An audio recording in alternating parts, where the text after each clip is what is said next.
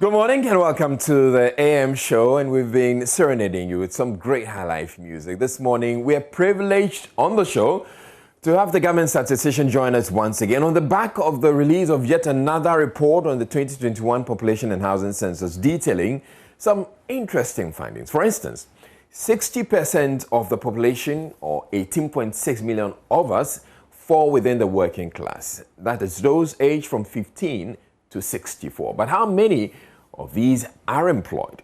There's also the district with the most people. And guess which district came tops? Kumasi Metropolitan.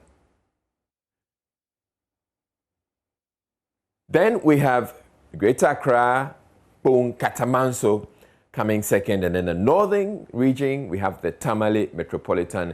And then again in Greater Accra, we have Ga South. Professor Samuel Kobna Enim is on the AM show today to point out some very interesting highlights of the latest report. The directive to suspend the collection of tolls on the country's roads and bridges from yesterday has gotten a lot of motorists excited because apart from not having to pay tolls, it's also eased the congestion around the toll booths. The hawkers who trade around the toll booths, however, are unhappy. Obviously, not everyone will be happy. But then on the back of all of that, Parliament says the minister was wrong to have issued that directive and has called for it to be reversed because it needed to have been approved by the House. The minister has responded saying he hasn't caused a suspension of the law, which Parliament says is illegal, and that it is only the operationalization of the law that has been suspended. What does all that mean? We'll get into that and also get to understand why exactly the move has been described as illegal with Dr. Rashid Rahman of the African Center for Parliamentary Affairs. There's also Dano Milk and Papa's Pizza, who are sponsors of the coverage of the 2021 National Science and Maths Quiz, joining us to tell us what they have for the customers who are keenly following the contest. Hopefully, they'll bring some breakfast goodies. Meanwhile, the quarterfinals start today. And though the main contest is on stage, there are some other contests on the sidelines. Boss, Alpha. Cool. The contest, how you go? Nice. So what's your impression about the contest so far? Hey, impression. Oh, I'm expecting something good next time, better than what we did today. Are you confident that your guys can do that? Can give you a better performance next time? Please come again. Are you confident that the guys can give you a better performance next time? Yeah. Because our next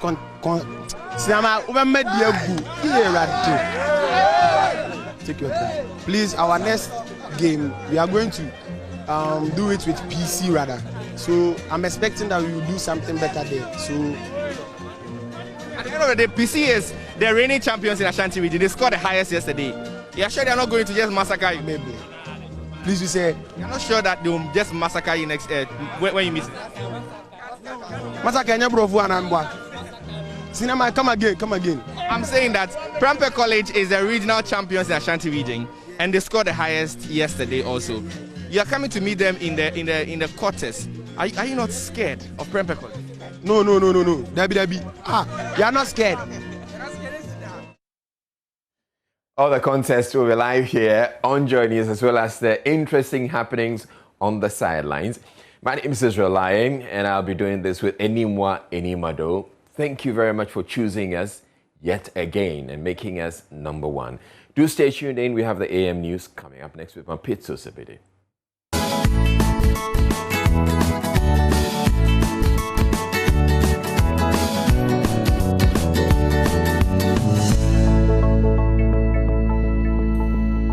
Hello, my name is Evans Mensah, and you can relive all the fun and excitement on Top Story, Newsnight, and of course, Ghana Connect via podcast. All you need to do is to log on to myjoyonline/podcast. Search for your favorite show and relive the moment.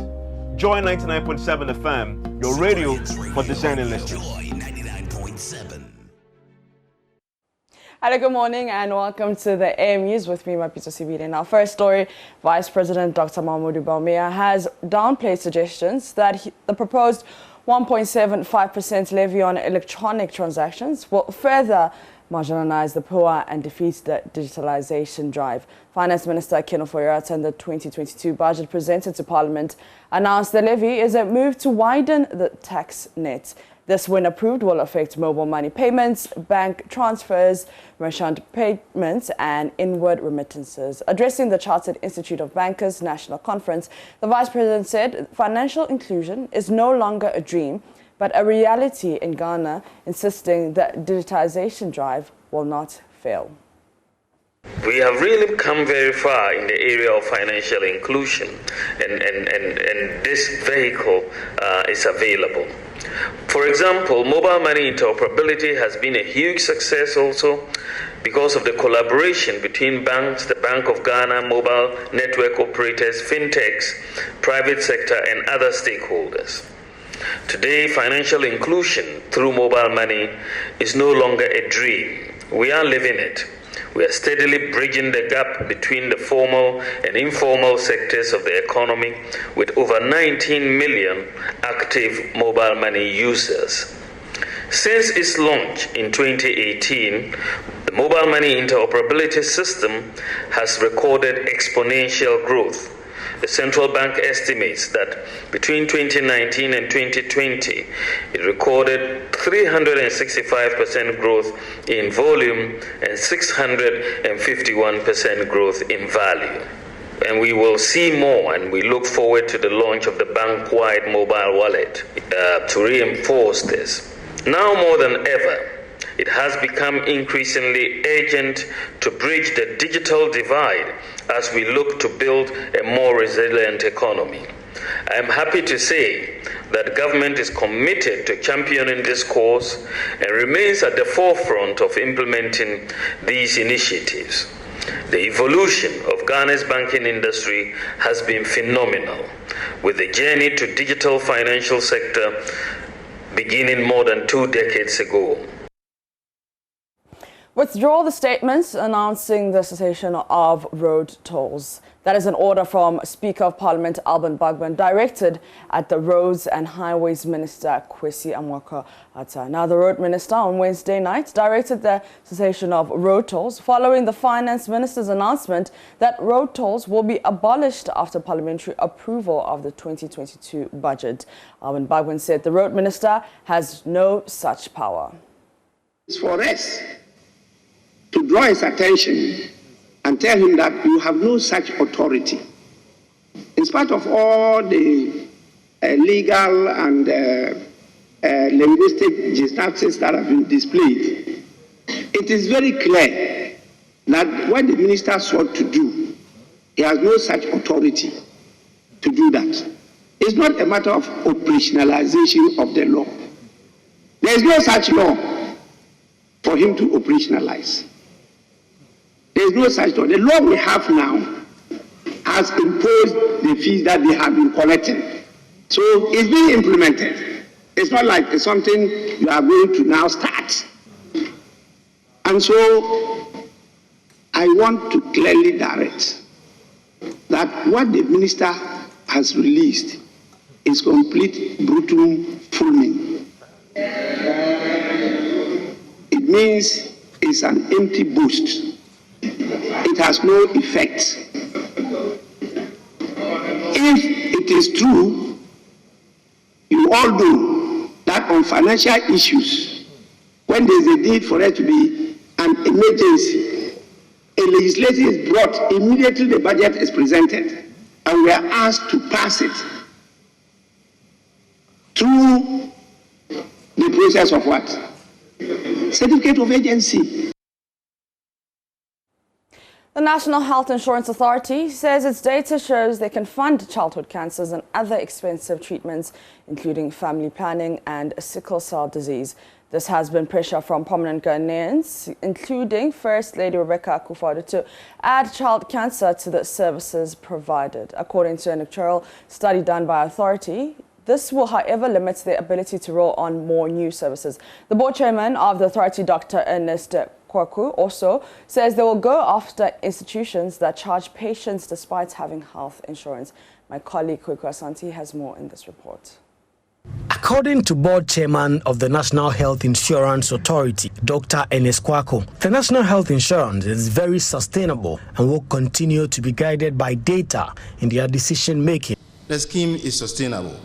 As you will soon hear presenters put forward, our decisions respond to data analytics and actuarial projections, and we do not make reckless decisions. We want to assure all our stakeholders that we will continue to make decisions that are responsive to sustainability.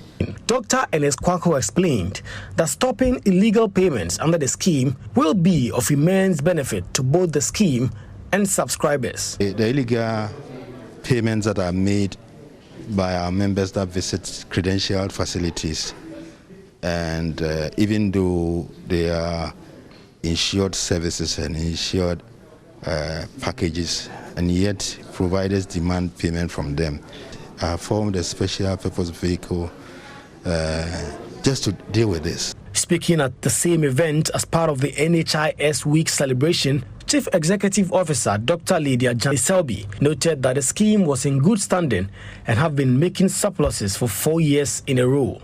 We've been in surplus for 4 years and it keeps rising. We are in good standing. Our GDP is going up. But additions and changes in our benefit package has an implication for the green, and we must do it step by step in an evidence-based way. She continued that the goal of universal health coverage is still achievable. The NHIS is the cardinal instrument to provide healthcare to all residents in Ghana. We are the vehicle and road on which UHC is going to drive. Our digitization momentum to increase our membership and expand availability of healthcare services is on course. UHC by 2030 is not a mirage. It is achievable. According to Deputy Director of the authority, Magnus Owusu-Agyman, actuarial studies conducted shows that childhood cancers and a few other expensive treatments can be rolled onto the scheme and will, however, limit the authority's ability to introduce more services. After adding the 3 new treatments, that's childhood cancer, family planning, and sickle cell, we'll have less capacity to fund further inclusions. Parliament's Works and Housing Committee is making a strong case for government to immediately provide a solution to the perennial tidal waves that continue to pound some communities along the coastline of the Volta region. After touring some of the affected communities with members of the committee, the chairman, Isaac Asiama, described the situation as a national emergency that requires national attention. And this office for an immediate action to be taken. This calls for a national emergency. I mean, for me, it's a national emergency, and that an action needs to be taken quickly. From all the 3 places we visited today, this place seems to be the hardest hit by this tidal wave, and so therefore we need to quickly act on it. As I said, Parliament has sent us.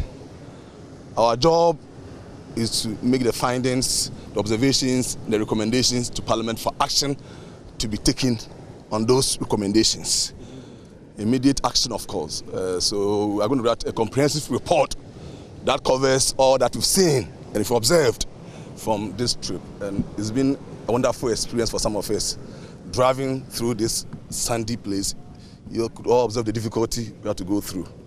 So I can assure you, honorable members that joined us from these communities, that this committee is concerned about the plight of your people, or the people of Ghana. We are all Ghanaians.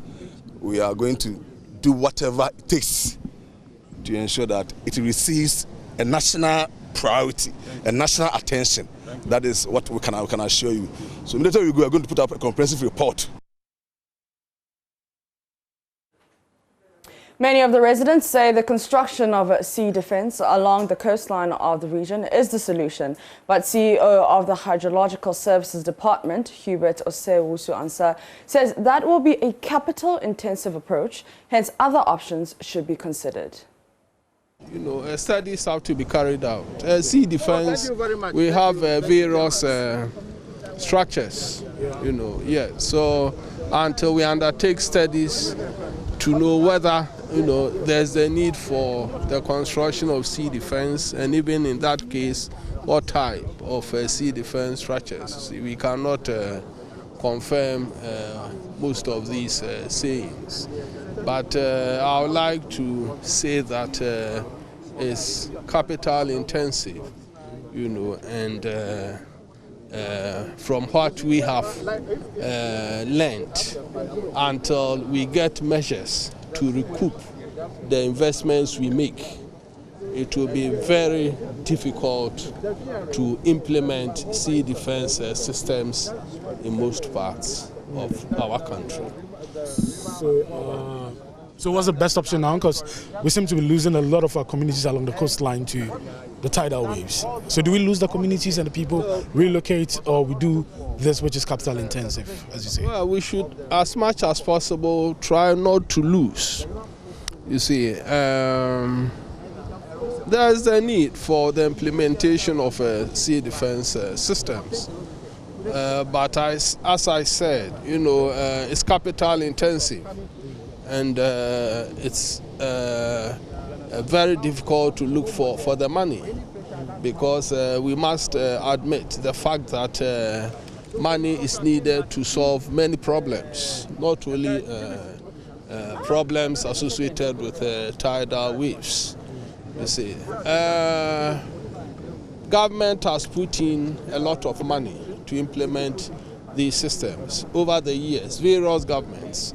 And successive governments have continued works executed by previous governments. Yes, but in all, it's capital intensive. We put in a lot of money. Do we put in the money to protect? And that is it, which will mean we always have to look for money to protect.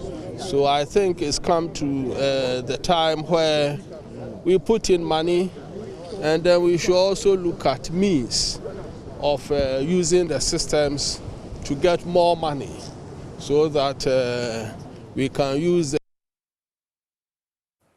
And that's how we end the AM News. For more news, you can log into myjoyonline.com. My name is Mapita CBD. Right, so good morning, and you're welcome once again to the AM show. As we always say, thank you for choosing us. Today I'm choosing to give you the Daily Graphic. Okay, all right. Hello, Israel. Hello, good morning, welcome. If you're just waking up, well, good for you. Very good morning to you. It's Friday. Actually sharing the newspaper, you're like grabbing them. Yeah, I'm like, Charlie. It's Friday, I'm so excited. I'm so excited. Okay. What are you excited about? About the fact that I'm going to sleep from when I close work till tomorrow morning. I'm going to sleep. Can you sleep that long? Probably not, but I'm going to try with all my energy. Let's get on with the newspaper. Okay, should I start with the Daily Graphic this morning? Front page, decongesting prisons, alternative bills go to Parliament. That's Attorney General speaking. So the Minister of Justice and Attorney General, Mr. Godfrey Adame, will soon lay before Parliament 2 bills that will provide alternative sentencing other than imprisonment for accused persons and convicts. So, and that's on the front page. Withdraw directive to stop road tolls collection. Speaker directs Minister. Now this has been very interesting, because yesterday I went to Kaswa, and I'm just getting on my phone because I want to pull up the statement from the Roads Ministry. The Roads Ministry. Is it the first one or the second one? Oh gosh, the second one. Okay. Yeah, and we were talking about it this morning, weren't we? Yeah. Okay, so here it is. Okay, so let me start from the beginning. So we did budget, and it was announced that the toll booths were going to be scrapped. Well, the tolls were going to be scrapped. Yeah. Well, but the finance minister indicated that this will be after the budget has been approved. Yes. Then come yesterday, no operators, no tolls, no toll booths. We are happy. Cars are passing, less traffic at Kaswa. Hawkers are annoyed, very, very annoyed, all of that. Okay. Then comes this. Yeah.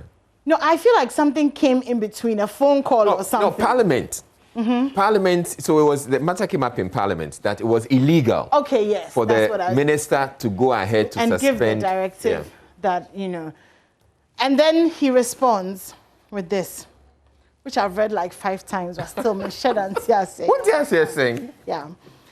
Following the presentation of the 2022 budget statement and economic policy of government by the Honourable Minister of Finance, the ministry is aware that the statement on the road and bridge tolls by the Minister of Finance as captured under paragraph 306 of the 2022 budget. So let's pull the statement up. Yeah, but I still need to read it. Yeah, you read it, but the statement is coming up whilst you read. Okay, was to effect that the cessation will be triggered immediately after Parliament approves the budget. Unfortunately, the Minister of Finance statement either got misunderstood or misinterpreted by some motorists, as many of them deemed the statement as having immediate effect and therefore decided not to pay the road and bridge tolls. Let's hold on. Let's break that part down. So they're saying that once the finance minister read the budget and indicated that, it appears some people misunderstood it and understood it to mean that they were not going to pay tolls at that point, right away. Yeah. Yeah. Yes. That's what they That's what they say, yeah. And they actually say that, you read on.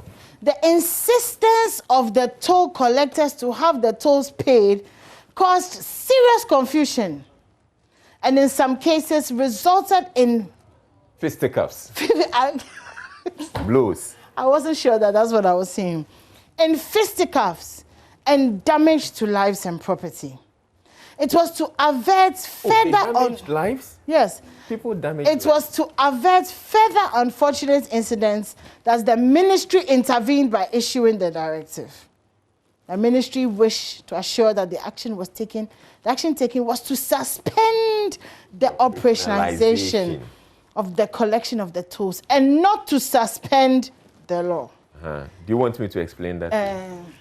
So there's a law. As for the law, we haven't touched it. Okay? The minister is saying the law hasn't been touched. It is operationalization of the law that has been touched. They are two different things. But the law is only effective in its operationalization. Okay, I can't explain any further. Okay. How else do you want me to explain? The ministry is aware of Parliament's role in the imposition of taxes and the fixing of levies and charges. And in the fullness of time, the appropriate thing will be that. I want to know who wrote this thing. Hey, you too, But have you understood it? I've understood it. Very interesting. So basically, it's our fault. No, but I mean, it only means that we'll continue to the law. We're not going to take the tolls. So don't expect to pay the tolls. That's what it means. Okay, let me just move on to other stories. MIDA hands over air-conditioned test laboratory to GSA. Okay, inside Africa, death toll in Burkina Faso, attack hits 53. Use credible data to strengthen oversight responsibility. Build synergies to advance digital innovation. Dr. Baumia urges banks. Okay, so let's get into the paper proper. U.S. removes Nigeria from list of religious violators. Okay, well, today is World Toilet Day, and it's a day that's set aside to stress the need for toilet facilities at homes, workplaces, and within communities. And sometimes for those of us who live in, pretty urban, developed areas, when we hear, about people who don't have toilets and stuff, we feel like, oh, it's probably not a thing for us, but it's actually a real thing. There are many homes, in many areas, rural, and even here in Accra, that don't have toilet facilities. So I guess, we still have a lot to... And for most of these people, they rely on public toilets. So you think that public toilets are actually there for visitors, people who get to those communities and they need to eat themselves or visit the loo. But no, the public toilets we have here are for residents in the community. In the community, yeah, okay. Germany recommends COVID-19 booster shots. Okay. there seems to be a lot of sales this weekend. So use credible data to strengthen oversight responsibility. NPP prepares for annual delegates conference. Transport operators welcome abolition of road tolls. Yeah, they do. It looks like it's really just those who sell around the toll booths. They are the ones that, because a lot of them, they depend on that to be able to. Okay. Stop using learners as labor hands. Okay, let me just, like I said, lots of sales going on. So it looks like it's a good, some fridges. Interesting. You want to buy? I need to buy a fridge, yeah. I do need to buy a fridge. Oh, okay. You definitely want to get the daily graphic. There are lots of deals going on. So secure Gulf of Guinea from security threats. Chief of Staff charges countries. And a tribute to James Darcy. And on page 39, NIC commits to build solvent insurance firms. SEC takes action to disqualify directors.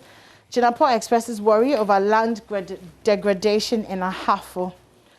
Oh, this is interesting. Prioritize employee mental well-being. That's according to an organizational psychologist. I don't know why I yawn so much these days. 24 graduates given lifeline at Asanko Mines. Parliamentary committee tours tidal wave hit communities in the Volta region. Construction of 520 inner city homes in the offing. Chelsea will be our next victim, and that's according to Faisal. Coach, okay, on the back page of the Daily Graphic, government rewards Olympic team with $150,000.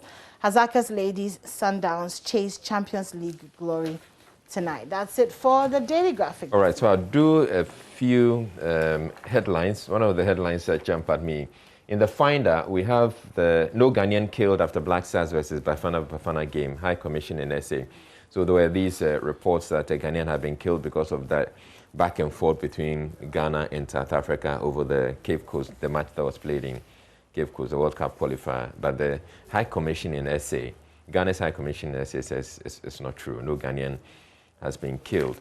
And then on the front page of the Finder, there are 427,690 more women than men in Ghana. That's the census saying that. So we have the government statistician, Professor Samuel Kobna-Enim, joining us on the show this morning. He's going to be talking a lot more about the latest report that's been released by the Ghana Statistical Service. Okay, there's one story that I would want you to get to. I can see that in the Daily Guide. It's in a couple of other papers.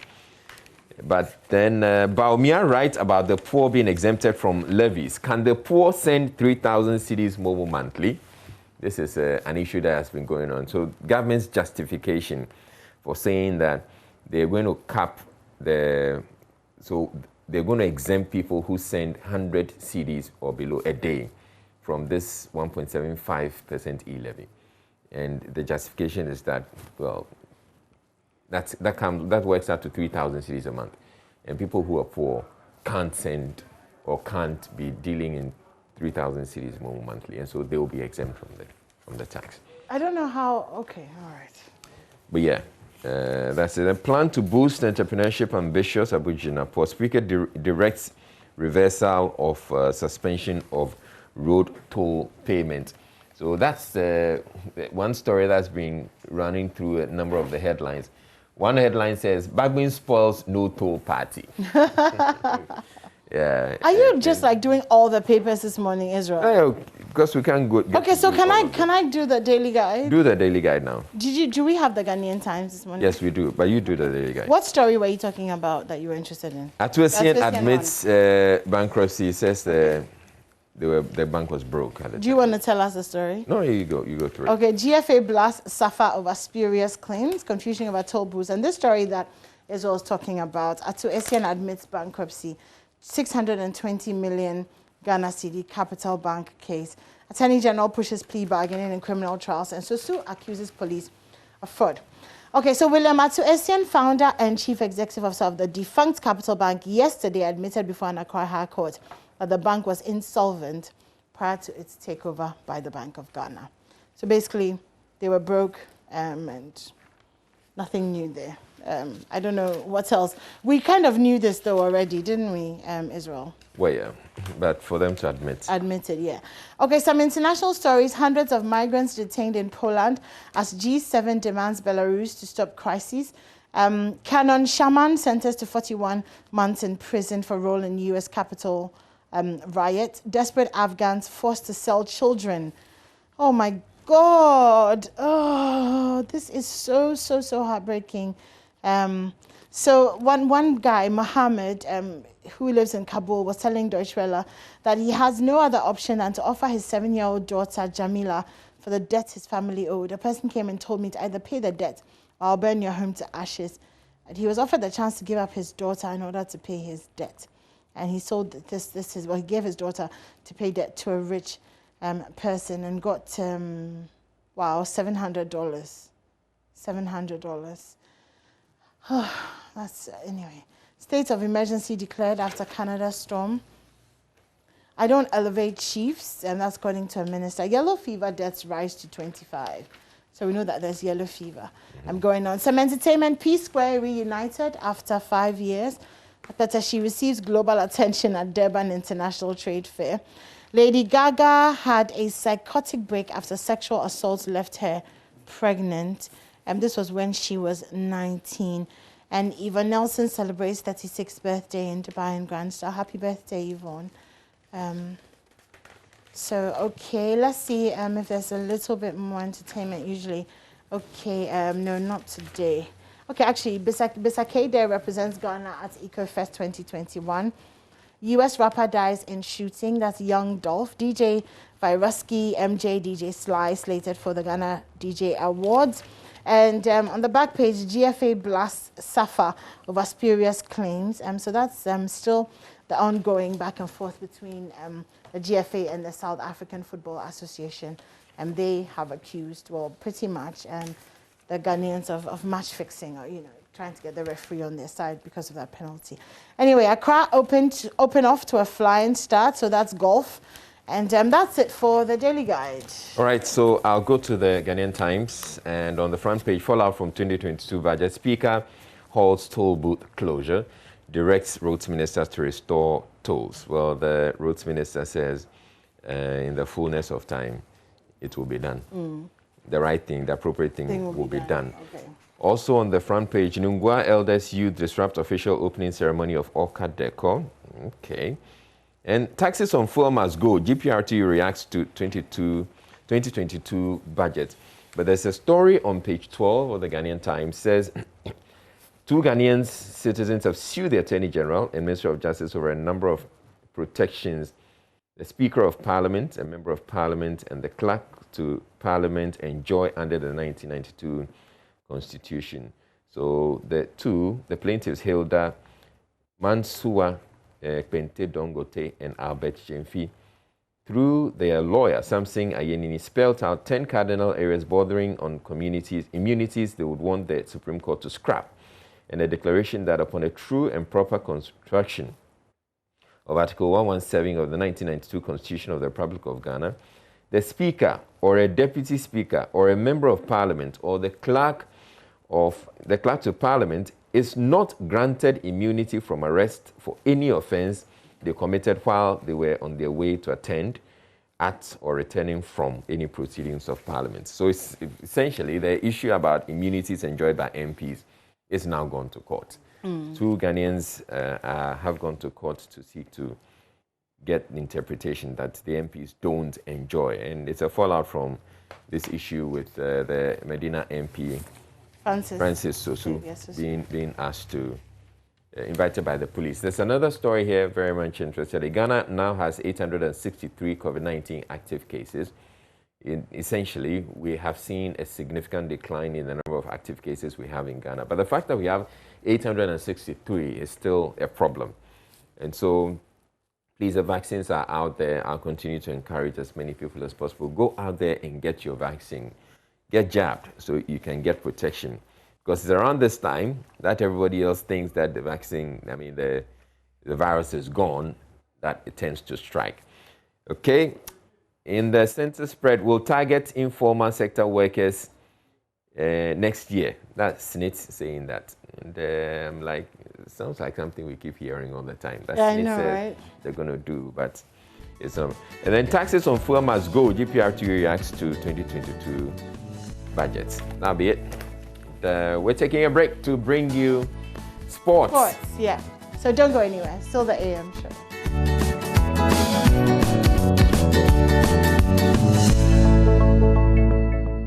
It began as just a normal football match on the pitch, but its aftermath has led to the trade of punches in the media between the South Africa Football Association and the Ghana Football Association. GFA President Kurt Okreko has described South Africa's allegations of match manipulation and match fixing against the Ghana Football Association as frivolous. He says that it is due to the incompetence of SAFA that led to ill preparations of Bafana. 54 members of the Ghana Football Association have filed a petition to the football governing body demanding that they organize an extraordinary congress to review some of their statutes put together by the now defunct Normalization Committee. Hazaka's ladies will be in action later today in the final of the CAF Women's Champions League, and their defender Janet Ejiri has been speaking about that match. She says they are fully ready to come up against Mamelodi Sundowns. Welcome everybody to AM Sports. I am Muftaro Nabila Abla. Let's start with the trade of punches in the media between SAFA and the Ghana Football Association. Well, yesterday, Ghana FA responded to the allegations thrown out there by SAFA's president, Danny Jordan. According to the GFA president, Kurt Okreko, Bafana were ill-prepared due to the incompetence of SAFA. He has also called on the president of CAF, Dr. Patrice Motsepe, not to take sides in this matter. The South Africans keep shifting goalposts from being robbed by the referee to the match being manipulated by external or third parties. Or the match being played by ball boys. I mean, it's important somebody will tell Danny, my good friend, that he must speak the truth to the South African people to understand that their team, per their own judgment, is not good enough to make it to the Mundial. That's the truth. They were not confident in themselves. Haven't we had quotations from their head coach? Haven't we? Did South Africa not play against Zimbabwe when they should have scored 4-0? To be comfortable in Ghana when they know that they've never won in Ghana? How would they even dream that they can match up against the Black Stars in Ghana? How is that possible?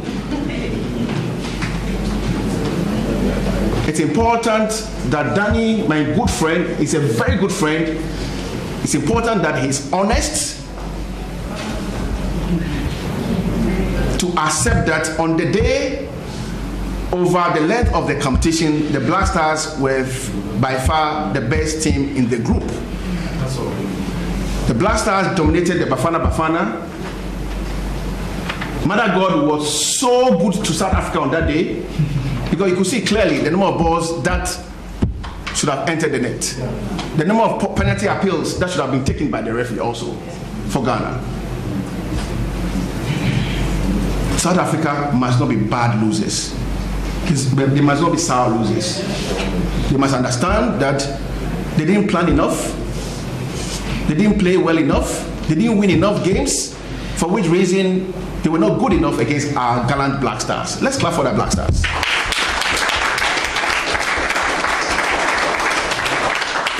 And I want to assure everybody in this country that for Danny Jordan to speak against the president of our land is most unfortunate. For Danny Jordan to say that the result of the game will have socioeconomic impact on Ghana, same could be applicable to the Republic of South Africa. Since when did South Africa become a superpower over Ghana in football? Are we kidding? Are we kidding here? Why should the Republic of South Africa, especially the SAFA, think that they can manipulate to get two legs into the Mundial? This will not happen. Because Ghana will defend our right to the maximum. And I want to tell Danny Jordan that he cannot drag the president of the Confederation of African Football into this. Mosepe is the president of CAF. He's not the president of SAFA.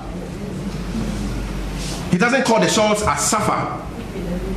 We voted for Mosepe to represent a truly democratic African Confederation football and not to take sides. And for Mosepe that I have known him, will never take sides. And I don't expect him to take sides.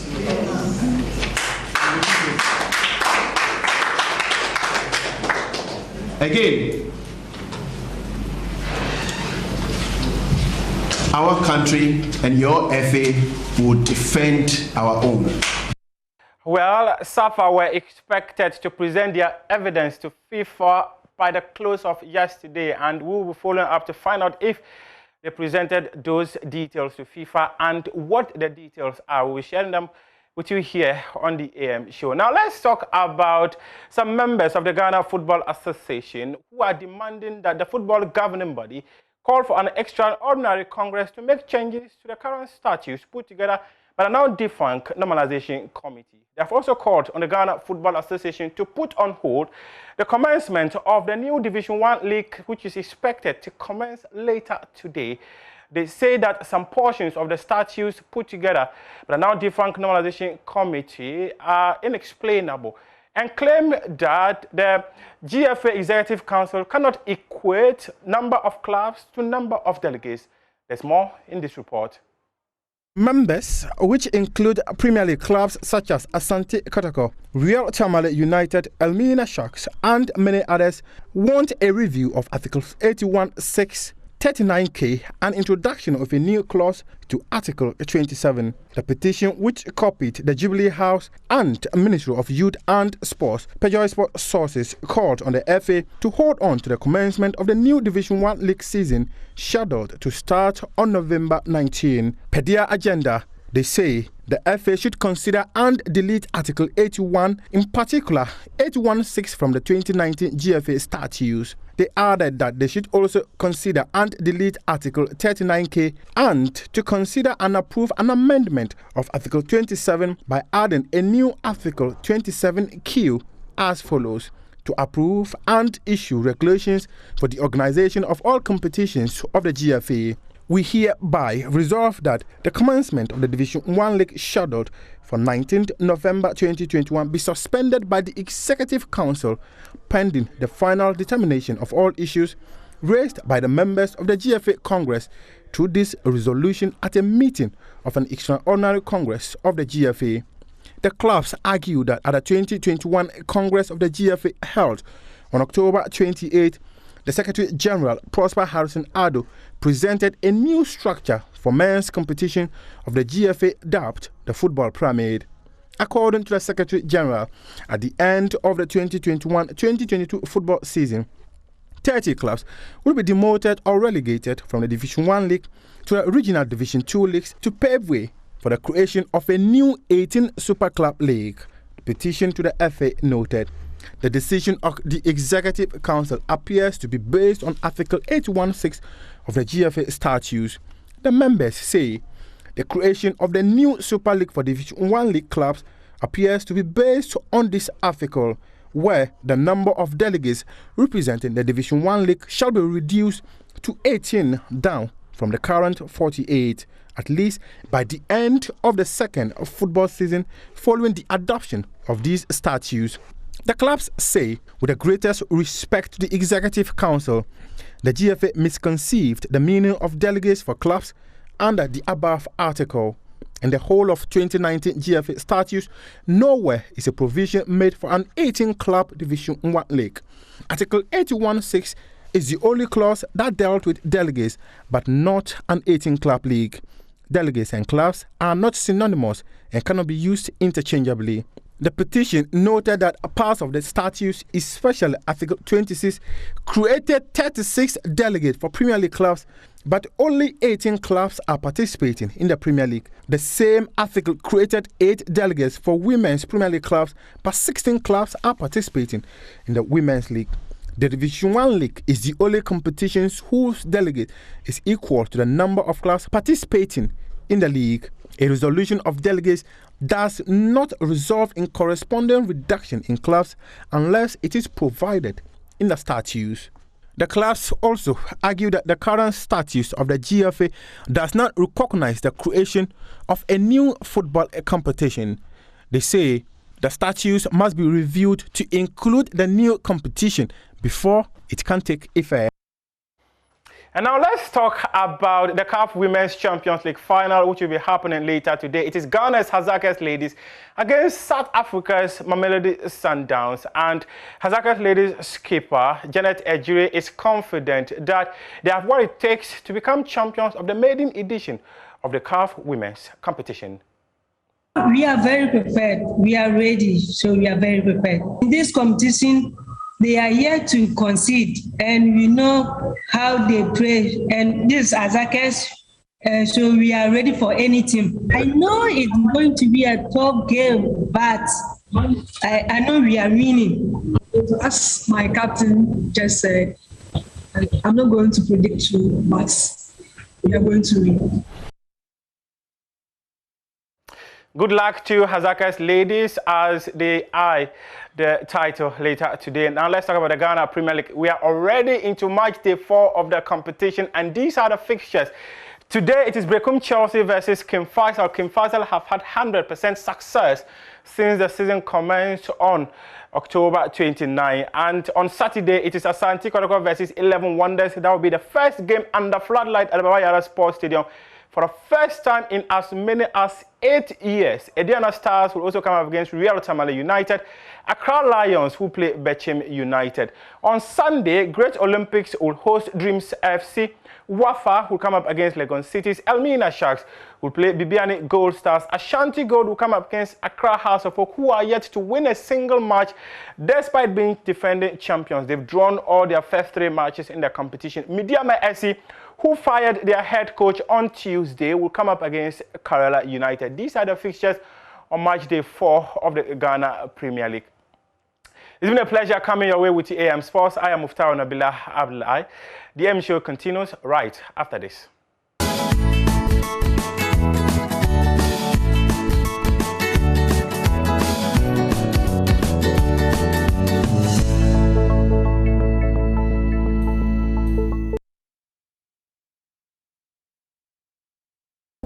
Hello, my name is Nathaniel Atto. You can catch up with all the fun and inspiration on the Joy Sports link here on Joy 99.7 FM, together with all other shows over and over again. It's very simple. All you need to do is go to myjoyonline.com/podcast and relive all of those fun moments over and over again. Joy 99.7 FM, your radio for discerning listeners. Joy 99.7. All right, so this morning we're privileged to have the Gavin statistician join us once again on the back of the release of yet another report on the 2021 Population and Housing Census, detailing some interesting findings. For instance, 60% of the population, or 18.6 million of us, fall within the working class. That is those aged from 15 to 64. But how many of these are employed? There's also the district with the most people, and guess which district came tops? Kumasi Metropolitan. Professor Samuel Kobna-Enim is on the AM show today to point out some very interesting highlights of their latest report. Good morning to you, Prof. And welcome to the AM show once again. And thank you for making time to come speak with us about the Population and Housing Census, 2021 Population and Housing Census. Now, the last time we spoke, you indicated that over the next few months, you're going to be releasing various reports that will bring us a lot more detail. So we have the overall picture, but then you're going to be breaking it down. And so today we have an opportunity to go through another bit of it. So in a bit, I'll let you walk us through what makes this one very interesting. So there are 3 volumes, apparently, that were launched. So we have the volume 3A, Population of Regions and Districts. And then we have Age and Sex Profile. And we also have Background Characteristics. All right. So I'd want you to take it away. I don't know where you want to start from, but there's a bit of it that makes this conversation very interesting, which has to do with the way the population is structured, as in the age brackets. And it often tells a story. And it gives us an indication what we're supposed to be doing, because really that's what these statistics, or that's what makes these statistics very, very, very important. So let's start with that, shall we? What is the structure, or what have you found to be the structure as we speak? Thank you very much, Israel, but permit me to just put this response in a context so that as we've planned the releases, we want persons in Ghana to absorb the census results in a certain sequence, because it has implications for policy discussion. So as you rightly said, on 22nd, we did the preliminary report, which gave us the provisional results, and on the 19th of October, we did the proximity to essential services report, which walked us through the areas that are deprived. The general report would come in 11 volumes, and as you've indicated, yesterday's event was to release the three first set of volumes out of the 11. And the focus was on the disaggregated information around the population size, the household size, population density, the shares across the regions, and also the districts. And the volume B, as you rightly indicated, is the age-sex profile, which would provide a response to the question that you've asked. And the third one is the background characteristics. So in terms of the age-sex profile, let me indicate that it's one of our 5 highlight stories from the 2021 PAC release that we did yesterday. And why we say that is we did comparisons at different levels across the 3 age brackets: children, the working age population, and the elderly. And as you rightly pointed out, 60.4% were within the working age bracket between 15 years and 64 years. And we got 4.3 for the elderly, that is 65 years and above. And the children, we had 35.3. The second comparison that we did was to look at how this has evolved over time. So essentially, we compared the population, the 2000 population housing census with the 2021 population housing census.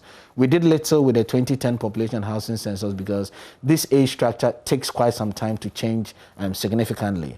So over the 21 years, we observed that the children age bracket and the working age bracket have moved in different directions. And what I mean by that is, while we saw a decline in the children population, that is the 0 to 14, from 41.3% in 2000 to 35.3% in 2021, indicating a 6 percentage point drop. The reverse was the case in terms of the 15 to 35 age bracket. So the 15 to 35 age bracket had increased by 3.7 percentage point over the 21-year period, moving from 35.3 to 38.7.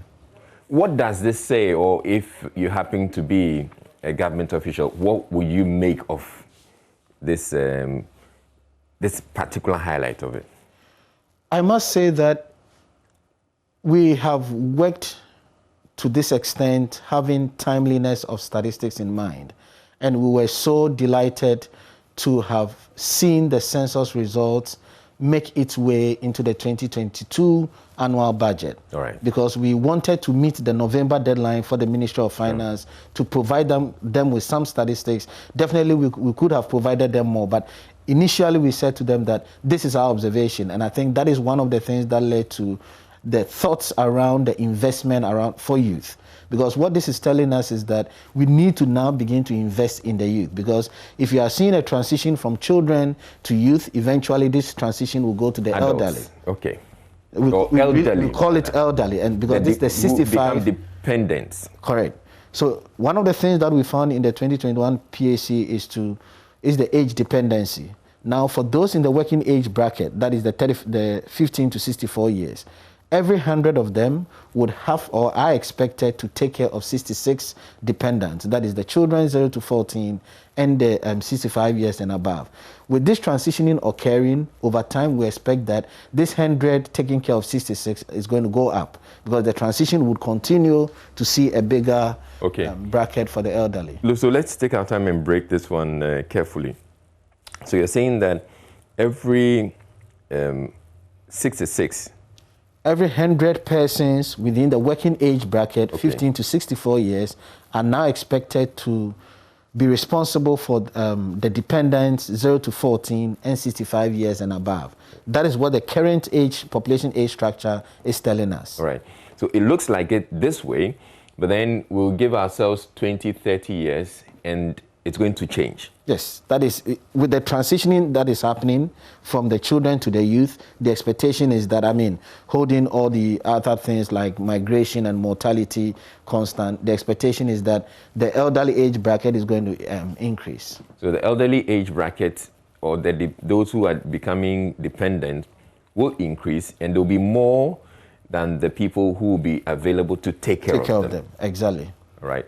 Even though, of course, if you're looking at it in detail, there'll be somebody who will be taking care of maybe 5, and not the average that we're looking at right now. Okay, so that's very interesting. Which then means that it is important that we take care of the people or invest in them right now, so that they would have enough resources so that when they find themselves at that stage, they're either taking care of themselves or taking care of the people who they're dependents. Okay, so that's one interesting aspect of it. But another bit, and if we would stay on the working class group again, so we're having about 60.4% of the population falling within the working class. Is the census able to tell us whether these 60.4% actually are employed?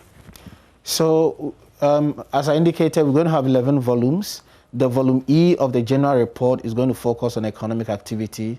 We're working towards releasing that hopefully before the end of the year. And from that economic activity volume, we'll know of the 15 to 64, those who are employed and those who are not. All right. But typically, this is we call them the working class, but it's more like the mass. Even because there are people who may be less than 15 years who are working. And there may be those who are above 15 years who are actually working, even though they don't fall within that category of working class. So what we do for our censuses and for surveys is to get a sense of children who are working. So the data collection allows us, or we go ahead to collect data 5 years and above to see those who are engaged in some form of activity. But when we are calculating our employment, unemployment, we go by the law which says that it should be 15 years and above. But then again, in that economic activity volume, as I indicated, we will give an indication of less than 15 years who are working. Right, and all this, the statistics we're sharing, or the statistics that's available from the Ghana Statistical Service, also aids businesses and investors. They're looking at all the figures and they're deciding that, okay, if there's a working population of this much, if I'm coming in to invest, I'm looking at investing or tapping from this size of the working population in my business. So one of the things that I would want us to highlight from these reports is around the issue of urban-rural, which we didn't see in the provisional and also in the proximity analysis, but is prominently featured in these 3 reports that we've shared. First is our understanding of what urban is and what rural is. Okay. As a country, unfortunately, we always come to this discussion every 10 years. Moving forward, we need to find a way of updating that data on urban-rural depending on the definition that we put to it. So traditionally, we've defined urban-rural based on a population of 5,000. So once a locality has a population of 5,000, you declare that locality as urban. Oh, is that all it takes? That is all that it takes. I mean, that is what we've done in previous censuses. Okay. But this is a definition that people have looked at it with some concern, because once urban, once rural, one would want to reflect the facilities that are availability of social amenities, correct, for instance. So from the 2021 PAC, in addition to population 5,000, which is the cutoff for urban-rural, we added availability of essential services. Specifically, we looked at 4 dimensions of essential services. One is whether the locality has a junior high school, whether the locality has a health facility, and health facility, we look at it from clinic and above.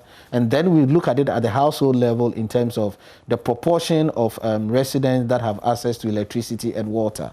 So these are the 4 dimensions that we've added to the population in the definition of urban rural. And that tells us a lot of different stories from what we've seen at the national level. And one has to do with even the population growth rate that we are talking about. While we see a national 2.1 population growth rate, we see a wide variation between urban and rural areas. We've seen urban areas talking about 39.3% of the change in the population growth rate so this is the change, not the annual. The change in the population growth rate between 2010 and 2021, 39.3%, national is talking about 25%, and rural areas 10.8%. So you see that variation. Between 2010 and 2021, nationally, our population has changed by 25%, from the 24.6 to the 30.8. Yeah. Urban, rural, the change is talking about 39.3 and 10.8. And then once you go into the regions in terms of urban, rural, there's stark variation between northern region, which is recording over 100% change for urban areas, right down to Bunu East region, which is recording about 25.8. So the urban-rural dichotomy gives us a lot of revealing stories. Once you add the facilities to the population, regions such as Western North Bunu, which were classified, Bunu East, sorry, which were classified as urban with a 5,000 population, will change their status to rural. Yeah. And at the district level, you find district like Pru East that would have about 63% urban, but once you add with a 5,000 population, but once you add the essential services, it completely moves into as a rural district. So the essential services that we've added on to the definition of urban-rural is confirming the results that we got from the residential to proximity analysis. So let's look at the rural-urban again. Which segment of the population, or what percentage of the population is in rural, and which percentage is in urban? At the national level, we have 56.7% of our population living in urban areas, and the complementary is 43.3% living in rural areas. But as I indicated, our focus is, has this transitioned over the period? And indeed, it has transitioned.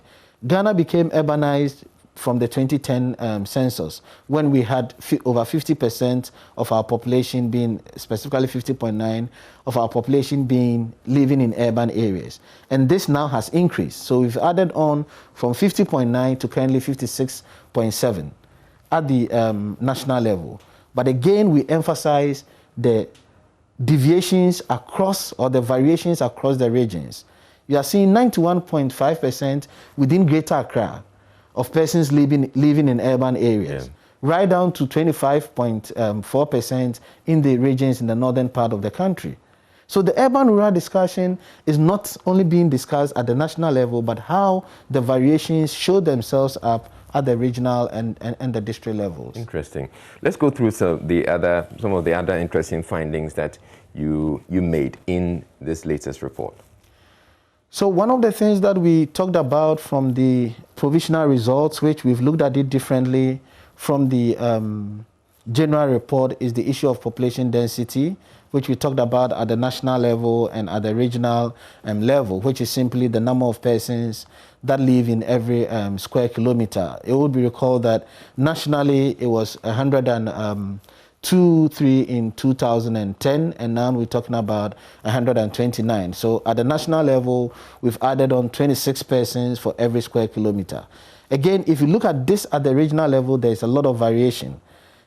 In Greater Accra, for every square kilometer over the 11-year period, we've added 445 persons for every square kilometer. Whereas in Savannah, we are adding on only 5 persons for every square kilometer over the 11-year period. The issue of population density becomes worrying if you look at it at the district level.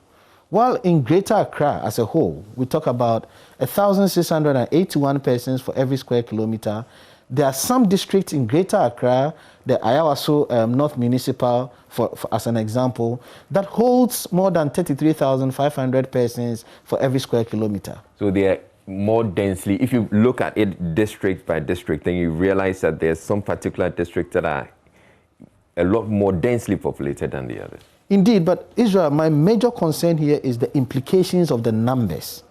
think about a regional average of 1,681 persons for every square kilometer in Greater Accra, while in a district, you are talking about 33,580 persons per square kilometer. It must certainly speak to the fact that there may be a lot more people crowded or cramped in, and then so you're likely to see slums in these areas. Correct. Correct. And as I indicated, this has a lot of implications, including health. The outbreak of any disease and the extent to which it's easily going to affect people in the locality and its implications thereof. And then for these densely populated areas, the question then is, do they have enough amenities to serve the people within that district? Is that something, what did you find out, for instance? I mean, this is essentially what we are doing with the proximity analysis, and that is why in the proximity analysis, we identified such areas. What we've not done at the moment is at the district level to relate the essential services to the population. Yeah. But these are the things that we are going to come up with once we start doing the thematic and the analytical reports. Okay, so we have the density at the district level on your screens right now. So the most densely populated district in the country, as is indicated, is Ayawaso North Municipal, where as you're indicating, we have 33,583 people. And then followed by Old Tafo Municipal, where we have 20,880 people. And then Ablekuma Central Municipal, that's 19,116. But clearly, going back to the Ayawaso figure, even if you compare Ayawaso North Municipal to Ayawaso East Municipal, clearly you can tell that it is about twice. About twice the number of people. And then you go down to, I guess, the least populated, densely populated, and Setrafram Plains. You have 9 people per square kilometer. Life must be good for them. I mean, if I can speak to this a little bit, because this is where we need to relate the proximity to essential services to the population density. Yeah. During the proximity to essential services report, we did observe that Setrafram Plains is one of the districts that are deprived from both health and education point of view. And that is why from that report we indicated that we should begin to think about our settlement arrangement. So it is not densely populated, and that doesn't mean you need to conclude that they are better off in terms of welfare, because from a proximity to essential services point of view, that would be a challenge. We did observe that they are deprived. And that's why we are saying that we cannot continue to settle in pockets of areas in the country, because the government cannot simply decide to locate these essential services anywhere they find people settled. Now, this is very interesting. So what is being done? Essentially, what you're saying is, if we're going to use this one for, planning purposes, government will decide that you can't go and live in an area that doesn't have. So some places should not be, livable or residential areas. Stay around places where, so we will locate, government can decide that we're locating social amenities in a particular district. Stay around this area. If you go beyond, we can't serve you. Yeah. I mean, that is one of the highlight statements that we made to the president when we did the update from the proximity report. We said that as a country, we need to begin to think about what are the processes for settlement, what are the conditions for settlement, and what are the enforcement rules. Because especially in the northern part of the country, you see a lot of pockets of settlement, and as I indicated, government cannot simply decide to cite these essential services once somebody is there. It's simply not possible. So there should be some planning around how people settle, and indeed it's the MMDAs that would have to lead this discussion. And it also brings me to an issue, a conversation I've been having with lots of people, and which is a real problem for most parts of Accra. So there are some far-flung areas in Accra where people decide that because there's a housing challenge and I can't afford to buy land in the developed areas, I'm going to a place that's far off, I'm going to get the land for cheap, and I'm going to move there and build, and hope that development comes to me. But then they go into those areas, and then they realize that it's taking forever. Then they start agitating for roads, and they start agitating for electricity, for water. But it's like they are moving and depending and expecting that the development will come to them.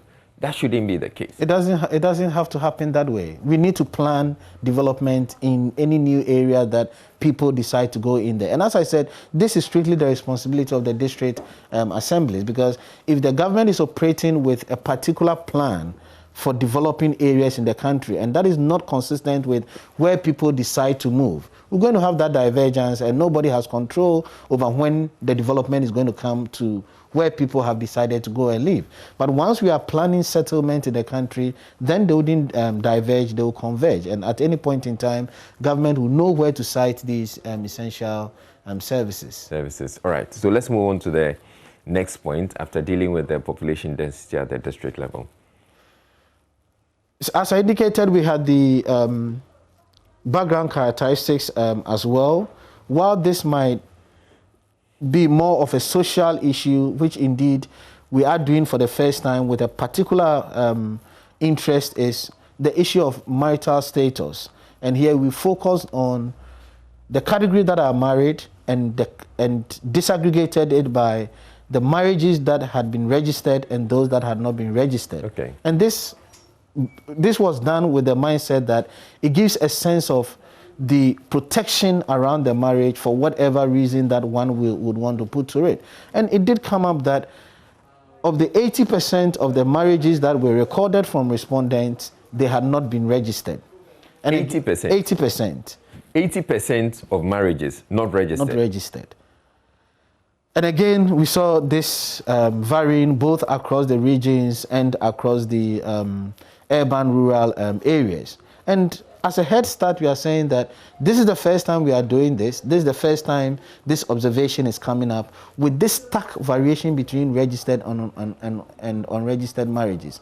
And we are looking forward to the Ministry of Children, Gender and Social Protection to take this up, because we really need to understand why these marriages are not occurring and whether it's an old age phenomena or it's a recent phenomena, right, and then begin to think about the implications thereof, especially when you are thinking about when one becomes widowed and when one becomes separated, the implications related to the registered and unregistered marriages. When you say whether the ministry needs to find out whether it's an old age phenomenon or recent, essentially the point you're making is whether these unregistered marriages occurred in the past when probably they didn't have access to facilities or registries, or whether it is happening now where people have access and yet they don't think that they should. Correct.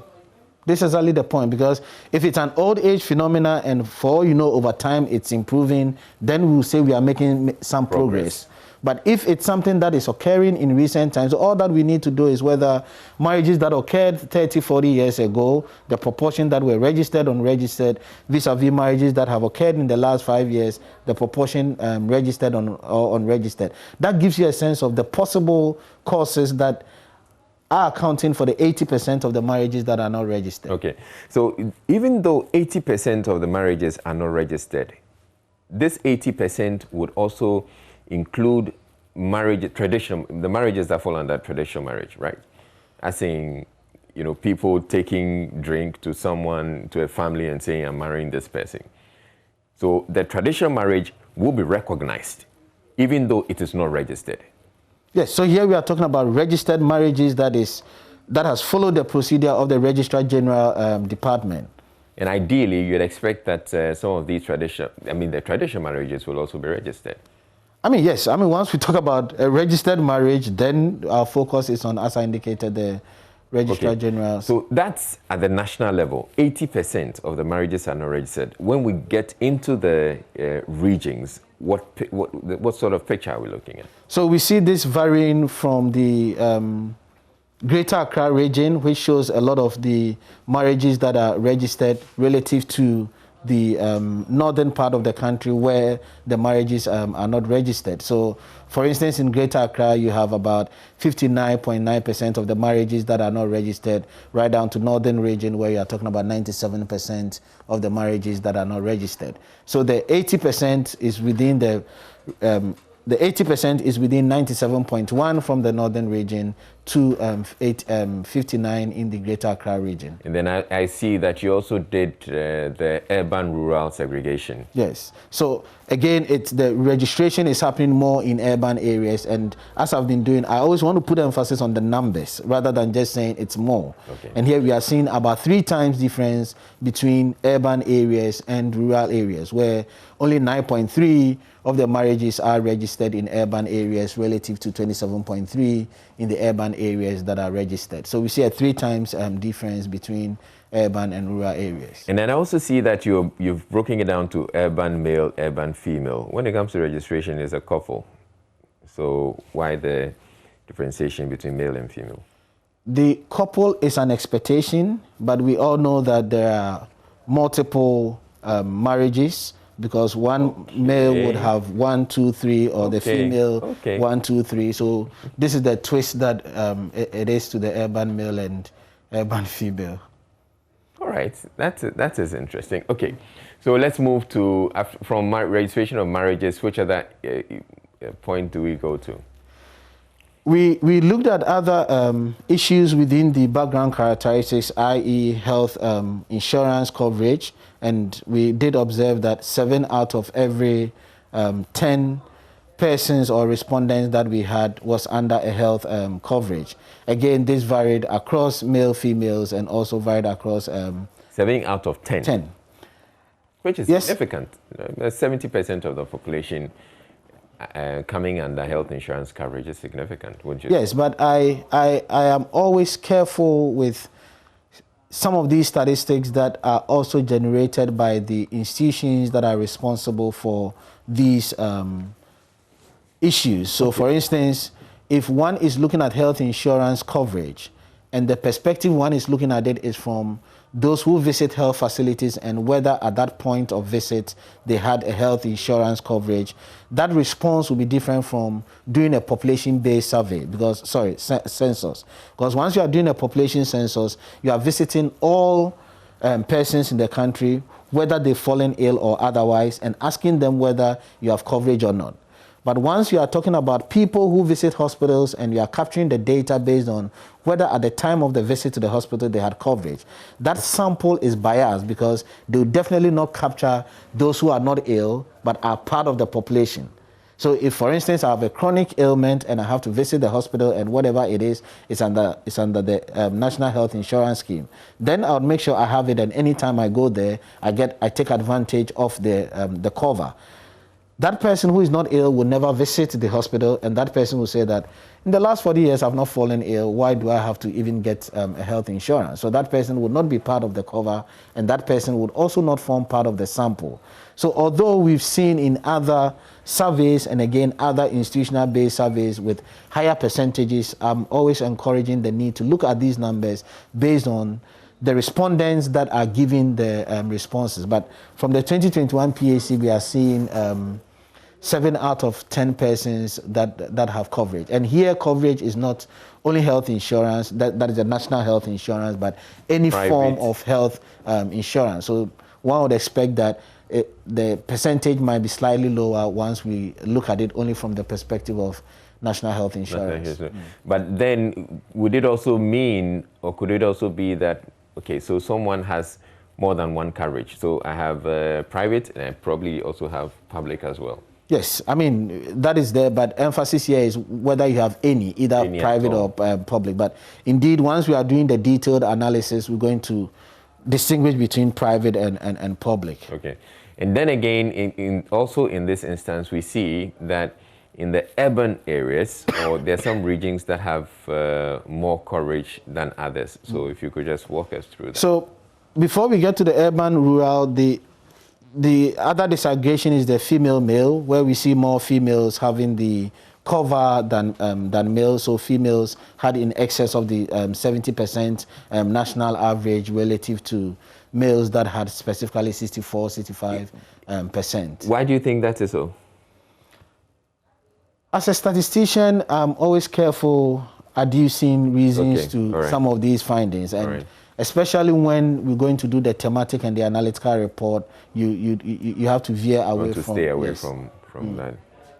Okay, but that's interesting. So essentially, more females, we have more females having the cover, insurance cover, as compared with males. Oh, that's interesting. Okay, so then let's go to the rural urban. No, the regional. Now we did it at the regional level. The regional level, we see that variation between Upper East and OT region. OT had the list of about 52.1% of the residents that had the cover, relative to Upper East that had 86.4%. So Upper East has more people who have insurance cover, you know, by way of the population, the percentage of the population than Greater Accra. Yes. Where I mean, you actually think that Greater Accra people would have more access to the health insurance than, you know, Upper East, which is supposed to be more rural. So these are some of the things that, as I indicated, we'll see in the thematic report, but I'll go against what I said earlier on and try and make reference to the proximity analysis and see if we could see some relation in terms of the presence of health facilities in Upper East relative to the other regions. From the proximity analysis, it was clear that Upper East is the region that had the highest proportion of the population or living in residences that are closer to health facilities.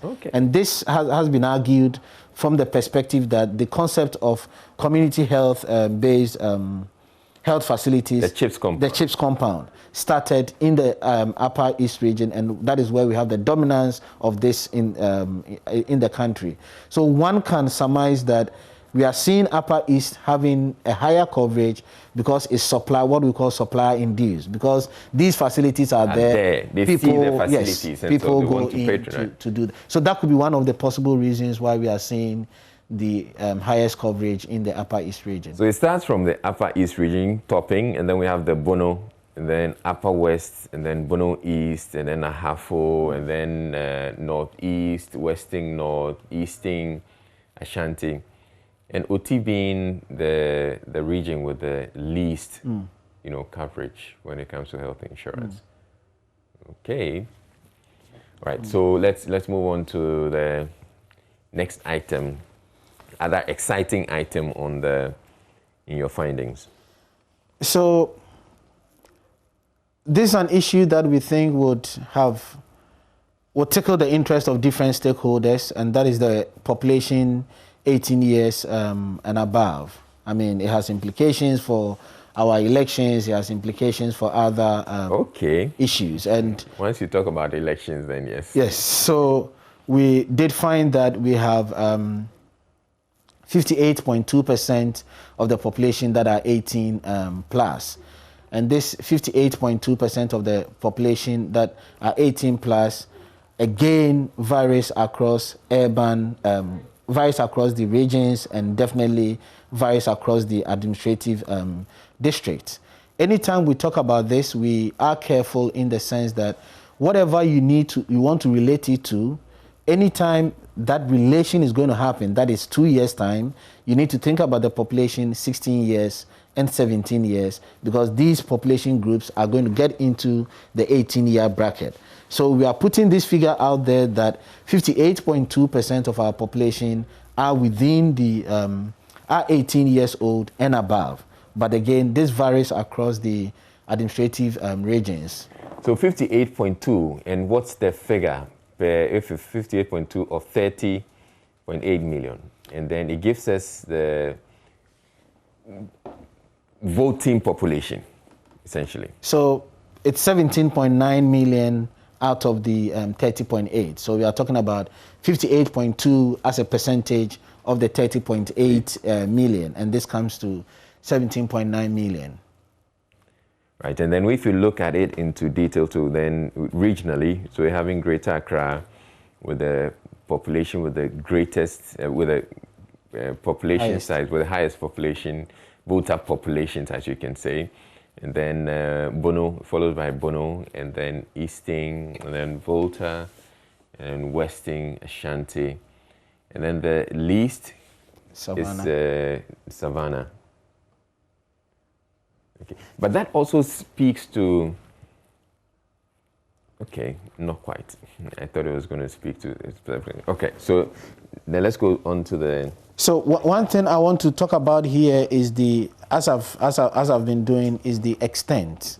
So yes, we have regions that are higher, that have higher proportion of the 18 plus population, but between the highest and the least, you are talking about a 13% difference between the Savannah region and the Greater Accra region. So Greater Accra region has 64.6 and Savannah has 51% of the population 18 plus. So this variation in the 18 plus has implications, as I indicated, for a number of stakeholders that use the 18 plus for either marriages, either elections, and so on. Yes. From the age structure point of view, we did find some deviations, as was indicated during the provisional results. Females dominate. 50.7% of our population are females, and 49.3% are males. We see differences once you do the urban-rural variations and also once you do the regional variations. And one of the things that we said strongly during the provisional is that in spite of the national picture showing females outnumbering males, we have 6 out of the 16 regions that showed males dominance over females. But what we are seeing now is the urban-rural distinction. The urban pattern is consistent with the national pattern. So in urban areas, females outnumber males by 5%, whereas in rural areas, males slightly outnumber females by 0.3%. So the picture in the rural areas is different from what we are seeing at the national level, where we see males outnumbering females. And again, this is consistent in the 6 regions that that showed the male dominance. The point that I'm driving at is that while the age bracket less than 20 years expect to see male dominance, because we expect that we have more males at sex ratio at birth, sorry, we have more males than females. We see Greater Accra as an exception. So across all the 16 regions, we see the under 20 years having more males than females. But we see exceptions within the working age bracket in some specific areas of the country, i.e. Western North region and Western region, where we see that the population 30 to 64 years, which is predominantly the working age bracket, which spans 15 to 64 years, where in all other regions except Western and Western North, we see male dominance there. And one of the things that we think might be accounting for that, and again here we are talking about 30 to 64 years, which is predominantly the working age bracket, where in all other regions, with the exception of these 2 that I've talked about, we are seeing the male dominance. So what is possibly accounting for that could be what we should be expecting in terms of labor migration and the type of economic activities that are ensuing in these areas. From our point of view, this has a lot of policy implications, because once you are seeing male dominance there, the interventions that you would want to give to females across this age bracket would have to be tweaked a little bit, because in these areas we are seeing male dominance for the 30 to 64 age bracket. And the area, or the Western North, which you're saying that has the population, the men outnumbering the women. I recall the last time you were here, you mentioned a reason why that would be so. Sorry, say that again. The Western North, which is the region that has more males than more females, or with yes. most males. Yes. You mentioned one particular reason, ascribed a reason. Yes. So this is exactly what we are trying to confirm now. So overall, Western region has males outnumbering females. But now what the details that we are giving is which age bracket shows the male dominance. Okay. So it is not across all the age bracket. Right. So in my previous engagement, we did indicate that it's possibly labor migration that is accounting for that. And now we've narrowed down on that reason, having found out that it's the age bracket 30 to 64 years that have the male dominance. Otherwise, the 65 plus, you see the female dominance, yes, and also reflects the national. Yes, which reflects the national picture. And also below the 30, you see pockets of the female dominance, or essentially no difference within the Western North region. So it's gone back to confirm the earlier suspicion that it is more of the labor migration that is accounting for the dominance of males in the region than females. All right, thank you very much. I'm sure if we had a lot more time, we were going into a lot more. And statistics, they say, very interesting, because it tends to throw up a number of things.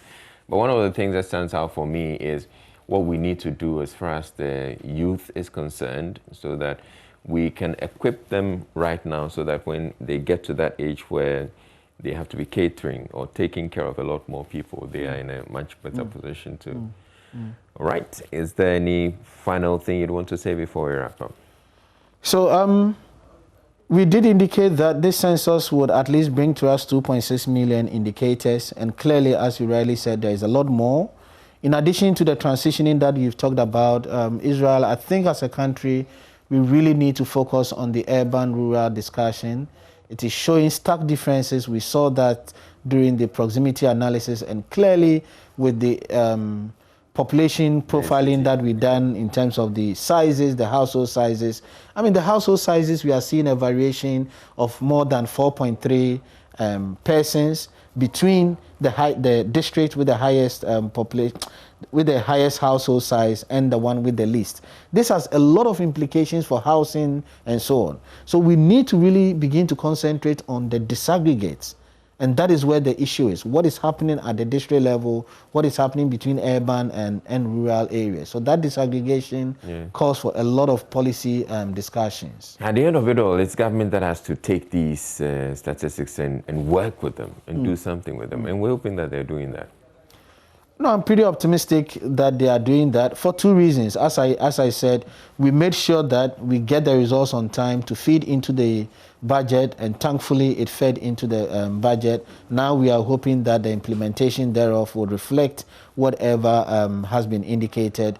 Yesterday during the lunch, across all the 3 volumes, we identified the Ministry of Local Government, Decentralization and Rural Development as the lead government agency or ministry responsible for all these findings. And thankfully, the Deputy Minister was there to chair the occasion. We've handed over this to them. Right.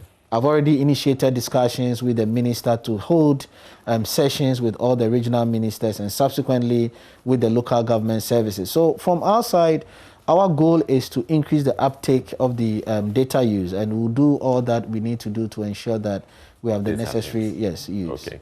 All right, thank you very much, Professor Samuel Kobna-Enim, who's the government statistician. He's been taking us through the latest volumes, reports that they have from the 2021 Population and Housing Census, and we'll continue having these conversations and expecting that a lot more work will be done, or it will be. The government will take the information and work with them. So thank you very much for coming through once again. You're still here on the AM show. What's up, guys? My name is Sammy Forson, host of the Weekend City Show and Ignition right here on Joy 99.7 FM. Well, anytime you happen to be busy and you miss out on your favorite shows right here on Joy FM, here's what you can do. Log on to myjoyonline.com/podcast. Just go on there and you'll find all your shows on demand 24/7. There you can catch up. Remember, Joy FM remains your radio for discerning listeners. And the directive to suspend the collection of tolls on the country's roads and bridges from yesterday has gotten a lot of motorists excited, because apart from not having to pay tolls, it also eased the congestion around the toll booths. Now, the hawkers who trade around the booths are, however, unhappy. Obviously, not everyone will be happy. But then on the back of all of that, Parliament says the minister was wrong to have issued that directive and has called for it to be reversed because it needed to have been approved by the House. the minister has responded, saying he hasn't caused a suspension of the law, which Parliament says is illegal, and that it is only the operationalization of the law that has been suspended. Now, let's get into that and get to understand why exactly the move is being described as illegal. Dr. Rashid Rahman of the African Center for Parliamentary Affairs is joining us on Zoom right now. Good morning to you, Dr. Rahman. So I'm sure you've been following the developments in Parliament and the Speaker trying to assert the authority of the House over the issue, the directive issued by the minister. Yes, indeed, Israel. I've been following that, and I'm very, very surprised to see, the kind of partisan, spirited defense in favor of the minister by members of his party. I mean, let's be very clear about this. The budget that was presented to Parliament has a period that starts from January 1st, 2022 to December 31st. And that's what we call in budgeting periodicity. Every budget has to have a beginning and an end. And what the minister did on November 17, before Parliament, I mean the Minister of Finance, was just the first part of the process to get the national budget approved into law. That is eventually culminating with the passage of the appropriations bill, which will normally be done before the House rises sometime in December. So anything that the minister said on that day would take effect after the appropriations bill has been passed. Which the minister himself actually said. I mean, the finance minister actually mentioned that yes, it will take effect after. Indeed. Yeah. Indeed. So if the Minister of Roads was wrong, I think we have to accept that maybe there is some miscommunication or there is some misunderstanding. But nobody can defend this. I mean, if we say we are building a democracy, we are building institutions, I think we all have to rally around, the effort to build institutions. Because in our country, each time some of these things happen, then you see a lot of partisan defense. Things that cannot be defended. And in this particular case, nobody can fault the Right Honorable Speaker. Because honestly, the budget hasn't been approved yet. They are going into a post-budget workshop this weekend. They will come back, then they will go into committees, and then finally the budget will come back to plenary, and then the appropriations bill will be passed before anybody can begin doing anything related to the 2022 budget. So on this count, I think the minister is wrong. And I hear, people like Honorable Atachia at least coming out clearly and saying on this one, I think he's with the Right Honorable Speaker. And I think that's how it ought to be. So what do you make of this excuse or explanation given by the minister, who says that, well, at the time after the finance minister read the budget or presented the budget, some people misconstrued it to mean that it was taking immediate effect. And so there were near fisticuffs. Let me just read that portion of the statement. We're going to put it up on the screen right now. It says, so you go to the third paragraph, and then it says that, unfortunately, the Minister of Finance's statement either got misunderstood or misinterpreted by some motorists, as many of them deemed the statement as having immediate effect and therefore decided not to pay the road and bridge tolls. The insistence of the toll collectors to have the tolls paid caused serious confusion and in some cases resulted in fisticuffs and damage to lives and property.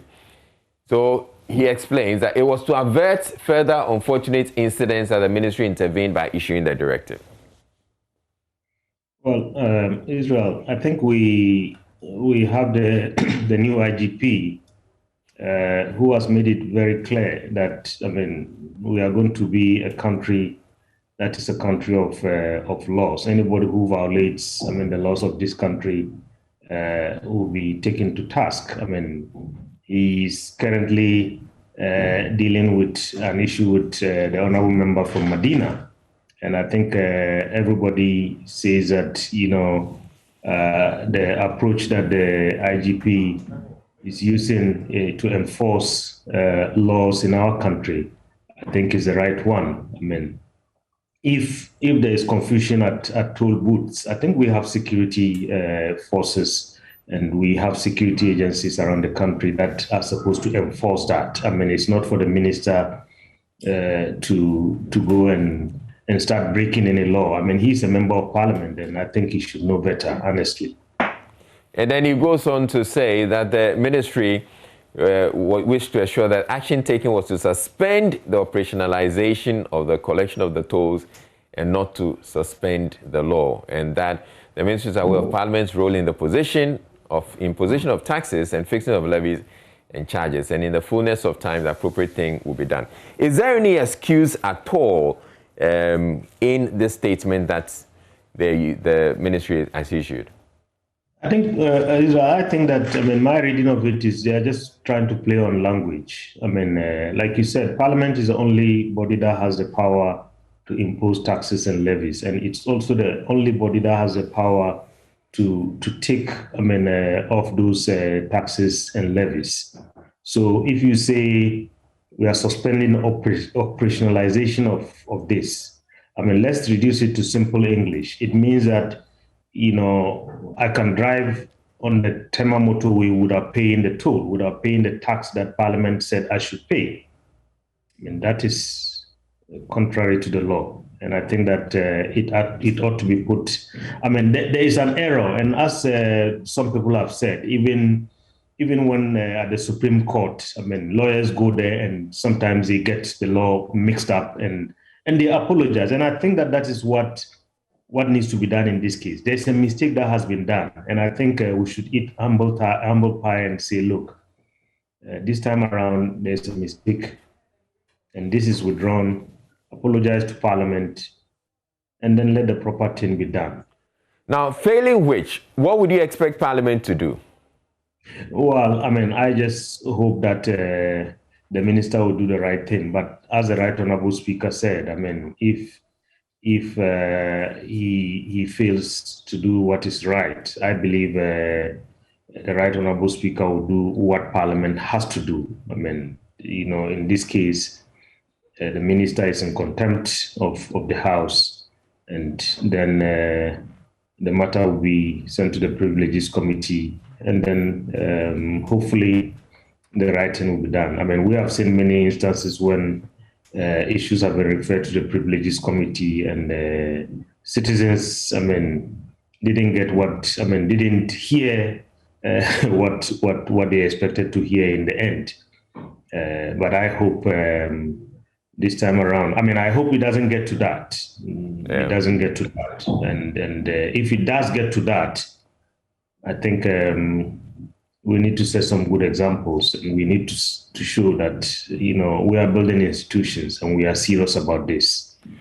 And, you know, I mean, Israel, if you allow me, let me just write on the back of the government statistician to commend him for the good work done, but to also say yesterday, as part of a partnership that our center has with the Ghana Statistical Service, we did some work, developed some constituency profiles, data that would support the operationalization of the census and so on. And we launched it yesterday. It was actually launched by the government statistician and some of my colleagues. And it's supposed to be data that would help members of parliament properly represent their people, so that when decisions are being made, decisions are not being made, you know, based on error, based on guesswork, and so on. All right. Now, finally, what do you make, or what does this say? I'm talking about the directive or counter directive or ruling by the Speaker. What does that say about Parliament, this current Parliament? You know, I mean, honestly, it just what we expected right from day one. That because there are some who are saying that, I mean, this is happening because maybe the government is one party, and then the speaker is from another party, and sometimes you would see some of these efforts to try and undermine the authority of the Right Honourable Speaker or of the authority of Parliament as a whole. But you see, what all members of Parliament have to remember is that, look, when the authority of the Right Honourable Speaker is undermined, I think they are all in that same boat. It's the authority of Parliament that is being undermined, and some precedents are being set. And everybody should remember that there is no one party that's going to remain in their position forever. I mean, minorities will change. And we want to make sure that, at all times, the right thing is done. I mean, even if there's a leadership or there's some speaker that you don't like or you disagree with, I think that let's stick to the law and let's make sure that we do the right thing, so that at all times, I mean, we can come out and say Parliament is doing the right thing, and Parliament is really exerting the authority that we, the citizens, have given to it. All right, thank you very much, Dr. Rashid Rahman. Dr. Rashid Rahman of the Parliamentary Centre. Thank you for making time to join us. And you're still here on the AM show. Up next, Tema SHS is 60 years. More on the activities after the break.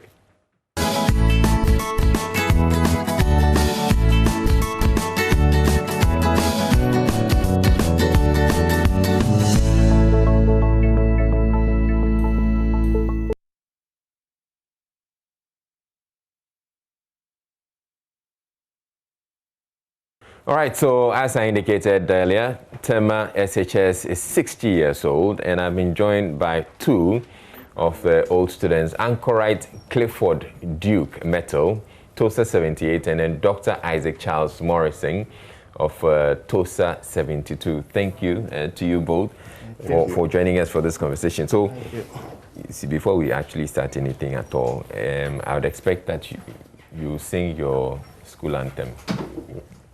Okay, we'll say. As I said. Would you have to refer to? Oh, no. No. I'm practicing 50 years after leaving school. It will take some time. Okay, so let's get into the conversation. What's happening for the 60th anniversary?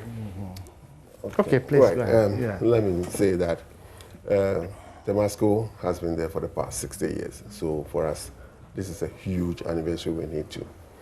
We have lined up a series of programs to celebrate the event.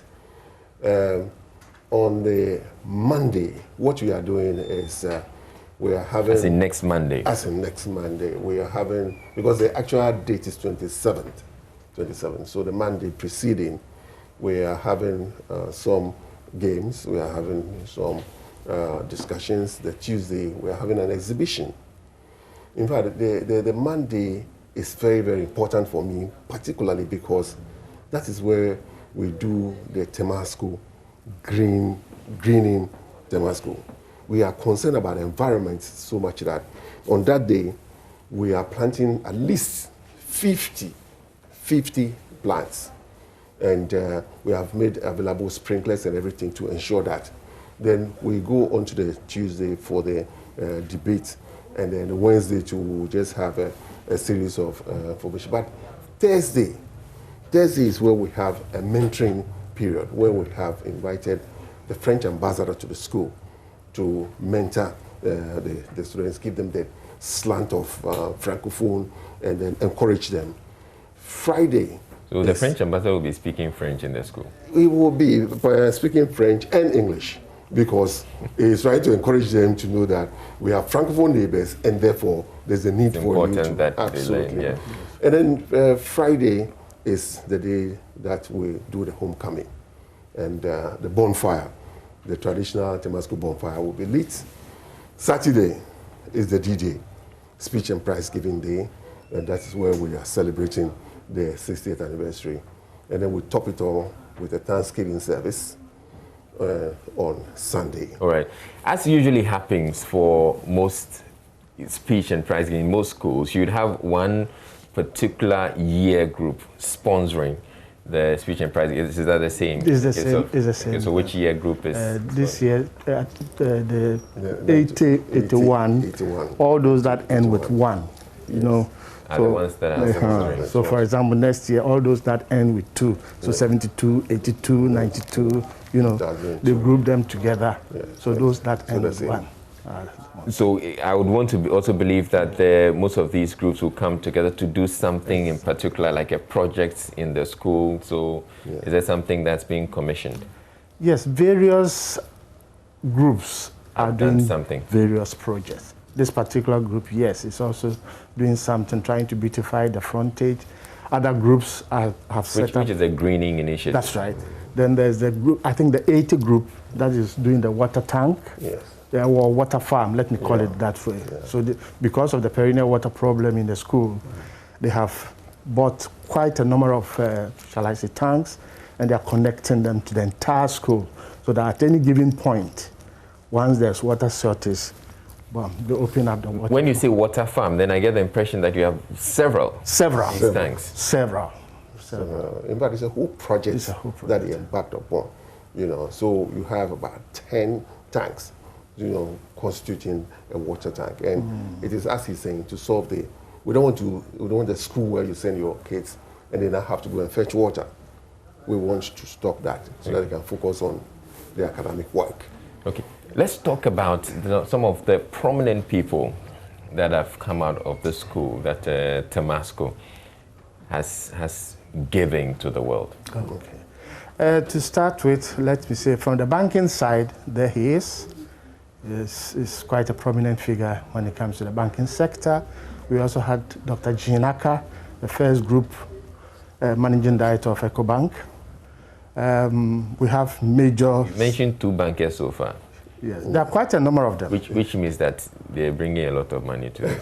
Well, okay. quickly add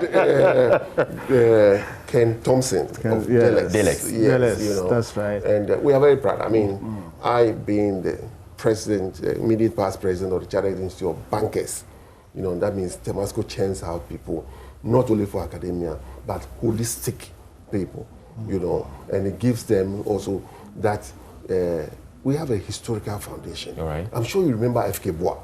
Yeah. F.K. Bois wrote most all the history, exactly, you know, and so he also imbibed in us this, for the first, you know, it was one of the schools that you're going to teach civics as a subject. Civics? Yes. You know, so that you know what to do as a person. But that's why Temasco girls have poise. You know? Yeah. Yes, exactly. You know, you see these things particularly because of that. Because you are taught not only academic work, but they expose you to what, you know, you have to do. And the beauty of the reason why people should send their awards to Temasco is that we have the refurbished science laboratories. If you look at the teachers, teaching and non-teaching staff, fantastic, you know. And if you look at the environment, I mean, I'm particularly, you need to study in an environment which will give you, you know. And so the holistic, you know, and then the foundation that they give to us is, and we develop the other side of the brains of our, you know. So you see that if you look at the arts, you know, talking about prominent people, if you look at the arts, we have a lot of people who are doing not only music, but we have people who are art people who do a lot of gallery things, exhibitions, and so forth and so on. And sports is the area where we have a huge strength, you know. When you say sports and you point this way, is that to suggest that you were a 100-meter runner when you were... No, I didn't run. I only did a few track field events like long jump and pole vault, but I never really... All right, we're going to end with you singing your school anthem. Okay. You've practiced your voice a bit, so let's go.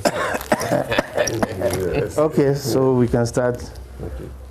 Set in the vale the tall and green, growing as a common of sin, May all the folks and cherries and man with joy the nation bring. The last verse is the most important. Last verse. Okay. Give me that. Okay. It's a 6th verse. Yes. Verse.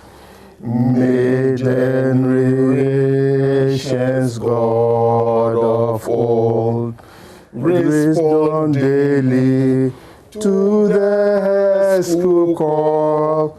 Nil nisi of Tema attest. Oh yes, oh yes, only.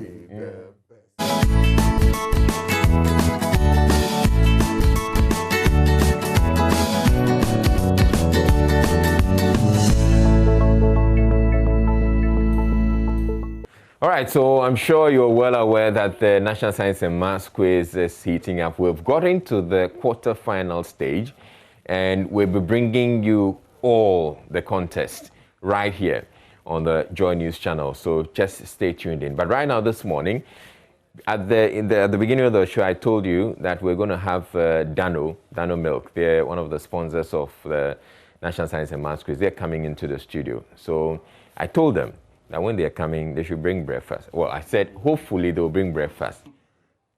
They brought something.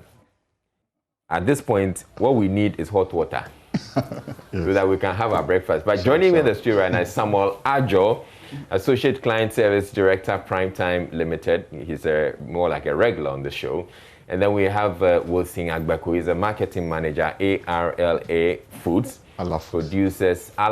Producers of Dano Milk. Yeah. Thank you and welcome to you both to our studios. Yeah. So as it is, before we actually get on, let's talk about the breakfast matters first. So I have Dano flavored milk powder. Strawberry. Then we have Dano.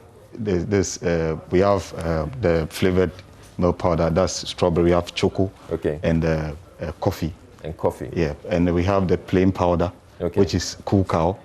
And there's a 400 gram. We have a 360 pouch and the UHT. Okay. Yeah. So all of these, well, this one you can drink straight away. This one you can drink straight away. The rest of them, hot water. For these three, hot water straight. They're all 3 in 1. We have everything is prepared. It's a single serve product. So you just take a sachet, pour it in your cup. Yeah. You add hot water and you are good to go. Okay, if you also don't have hot water, you can put the cup in the sun. Not really, but if you don't have hot water, that's National Science and Maths. If you don't have hot water, it's very good with cold water as well. Okay. You know, there are certain products in the market where you can't actually, they don't dissolve in hot water, in cold water. Dano milk is not like that. Okay. You take cold water and you add Dano milk, any of the flavors, including the plain powder, and it dissolves perfectly. So this is what you have been giving to the students who are gathered in Kumasi? Yes, of course. You know, Dano milk, so the whole idea is they will drink, and then it will actually stimulate their mind to bring out the questions. The quality of this product is second before to we go on, I want to bring back a video. Yeah. The video of one of the guys who was quizzed on the side of the show. Manuel Kurantin was talking to him, and the guy was saying that he was saying, well, they asked him, are you sure you can massacre the people? And the guy said, massacre is, can we bring back that video, please? No. Massacre, massacre. Yeah. Nice. So what's your impression about the contest so far? Impression. Oh, I'm expecting something good next time, better than what we did today. Are you confident that your guys can do that? Can give you a better performance next time? Please come again. Are you confident that the guys can give you a better performance next time? Yeah. Because our next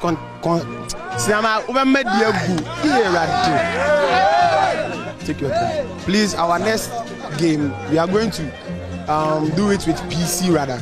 So I'm expecting that we will do something better there. So at the end of the day, PC the reigning champions in Ashanti region. They scored the highest yesterday. You're sure they're not going to just massacre you? Maybe. Please, you said. You're not sure that they'll just massacre you next when you miss it? Massacre, Cinema, come again. I'm saying that Prempeh College is the regional champions in Ashanti region, and they scored the highest yesterday also. You are coming to meet them in the quarters. Are you not scared of Prempeh College? No. Debbie. You are not scared. Okay.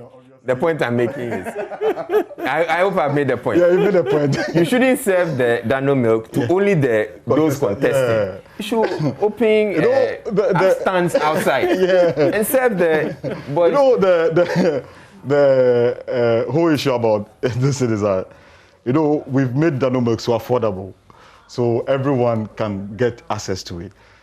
For now, Dano milk is the affordable dairy product on the market. When you get to the powdered milk category, we are the most affordable. And of course, if it comes to quality, we are second to none. I've done a test, personal test, when before I was introduced to Dano.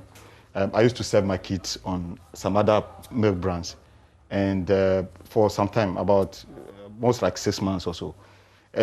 For some time, then I introduced them to Dano milk. Yeah, we took Dano milk for about 6 months, and one day we just realized that we ran out of Dano milk, and my wife decided to go and get the product we used to take, that we were so much used to.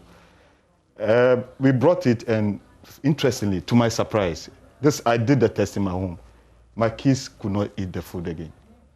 They could tell there was a difference. Yeah, they could tell directly that there was a Long difference. and short, yeah. I'm saying that you should make the Dano products available to all these students who are coming. The gentleman, we will definitely look for him. Not just him, everybody else. We've made it affordable. Everyone can get it. It's everywhere.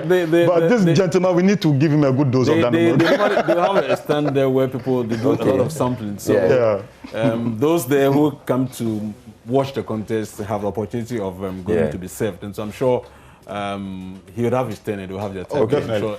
He will help them. But we are in the quarterfinal stage of the competition. Yes. What are we to expect? Yes, we've seen some big names drop out and some not so big names move to the quarterfinal stage.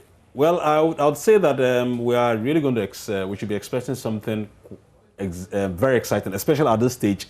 It's more or less now. I would say the boys are separated from the men, and so it's now, if you're able to make it from this stage, then you're the potential winner of the championship. Yeah. So it's going to be very tough. It doesn't matter whatever scores you attain at the 1-8 stage. It doesn't matter whatever strength you believe you have based on your experience with the program. Now is an open field for each and every one, and I believe that surprises would definitely come up.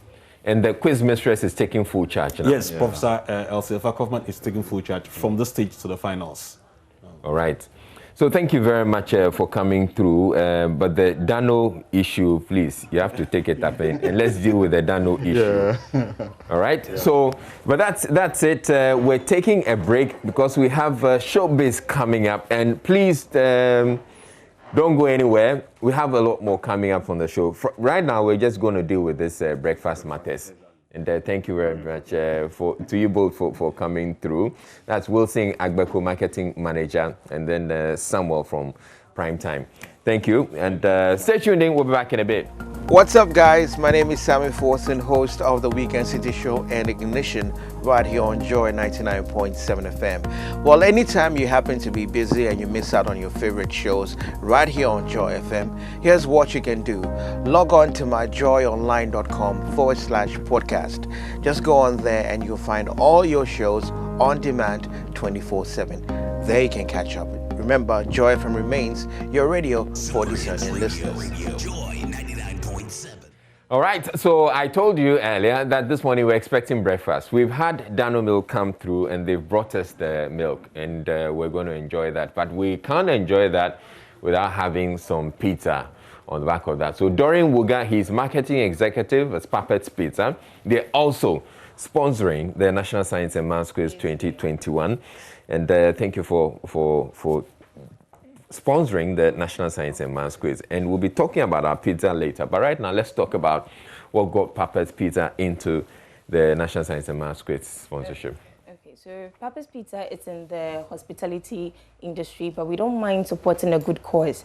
The idea behind National Science and Maths Quiz is to promote maths and science in our Ghanaian youth. We think that it's a good agenda. We are just here to help push it.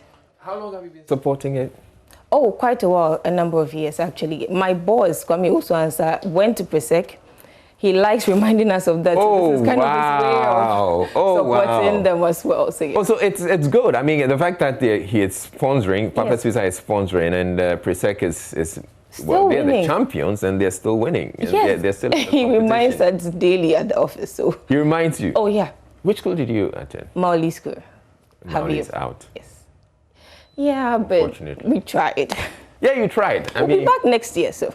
Yeah, with more vim. More vim. Anyway, so yeah, what are we to expect from the millions of viewers who watch, of your customers who are actually following the National Science and Maths Quiz thanks to your sponsorship? Okay, so right now, Joy News is giving out trivia questions for you to answer, and we are assisting you in giving them their winning prizes. So just watch Joy News, answer the questions, and Papa's Pizza will do the rest. Please, can I put one of the trivia questions to you? Please do not do it to me. But yeah, I mean, we're putting it. We should try that. Oh my God. Okay. We should? Okay, let's give us, let's put up the trivia that we have, the National Science and Maths Quiz trivia. And then let me see if Doreen can get to answer that for us. But we'll be going over shortly.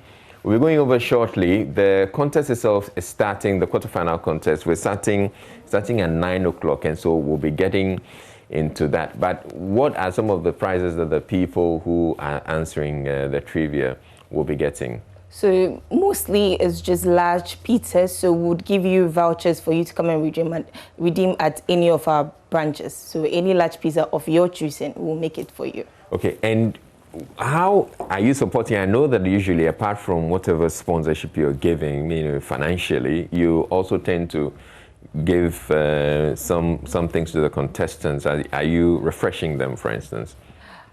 So that's kind of a secret. So I'll let you know. I'll let you know. Okay. And Papa's Pizza, you're also in Kumasi? No, we are currently only in Accra. We have 11 branches in Accra. As of last 2 weeks, we opened our 11th branch in Adenta. Okay, so which are the branches where people can go for retrieve their coupons? Okay, so we have 11 branches. Yes. So we have 2 in Tema Community 4 and 25. We have at East Legon, that was our original branch that was opened in 2011, still open. Well, which is my branch. Okay, so you can go to East Legon, North Legon. We have in Spintex, Osu, Ring Road, Dansuman, Weja, Dome, and Adenta. So 11. Okay, so 11 branches. All right. The trivia is ready. And I'm going to put that to Doreen. So, Doreen, which 3 schools have never participated in the regional qualifiers? Okay, so... They've never participated in the regional qualifiers. I know Presec is not it, because they've been winning. Adesadel College. 3. So Adesadel College, Ula, and Prempeh College. What do you think? Okay, so did Doreen get it? All right, so you had 2 out of 3. And really? Since it is still a quiz that we're putting out, we're not going to put out the answers. but 2 out of 3, not bad. Not bad, not bad. So we're not going to give you pizza. Well, I own it. I own it. I'll bake myself a pizza. You bake yourself a pizza? Yeah. All right, but thank you very much, Doreen, for coming through. And nice of you to have me. Yes, and so we're looking forward to coupons, so that our vouchers, so that we can go and get our breakfast from Papa's Pizza. But thank you very much. So that's Doreen Wuga, who's a marketing executive at Papa's Pizza.